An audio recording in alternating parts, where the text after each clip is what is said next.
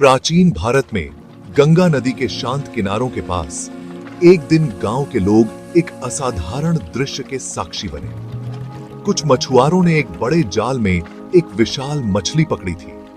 यह मछली कोई साधारण पकड़ नहीं थी। यह बड़ी, चमकदार और जीवन के लिए संघर्ष करती हुई थी। मछुआरे बहुत खुश थे क्योंकि इस तरह की पकड़ बाजार में अच्छी कीमत दिला सकती थी। इस असामान्य पकड़ की खबर तेजी से फैली और बुद्ध के कानों तक पहुंची, जो पास में ध्यान कर रहे थे। सभी जीवों के प्रति गहरी करुणा महसूस करते हुए बुद्ध ने इस दृश्य को देखने का निश्चय किया। जब वे पहुंचे तो भीड़ ने श्रद्धा में मार्ग छोड़ दिया, जिससे उन्हें अद्भुत मछली को करीब से देखने का मौका मिला। बुद्ध नदी के किनारे घुटनों पर बैठे पीड़ित जीव की आंखों में देखते हुए उन्होंने उसकी आंखों में दर्द और डर देखा। उन्होंने धीरे धीरे अपना हाथ मछली पर रखा और मुलायम स्वर में बोलने लगे। उनकी आवाज में शांति और सांत्वना की ऊर्जा थी।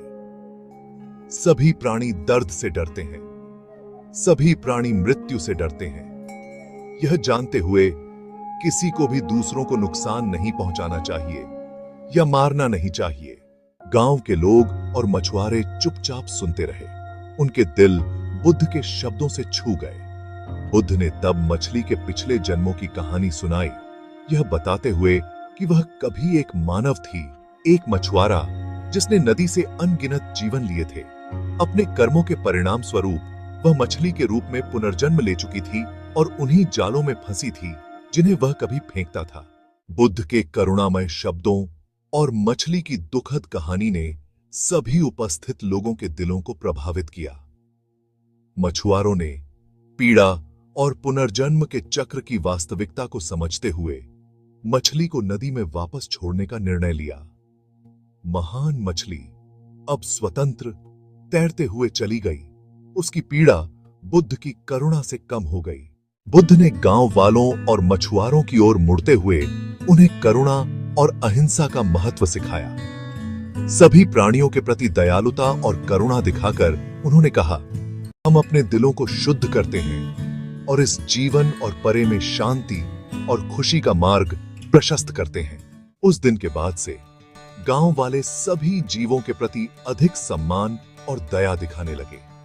मछुआरों ने नए आजीविका अपनाई जो जीवन लेने में शामिल नहीं थे।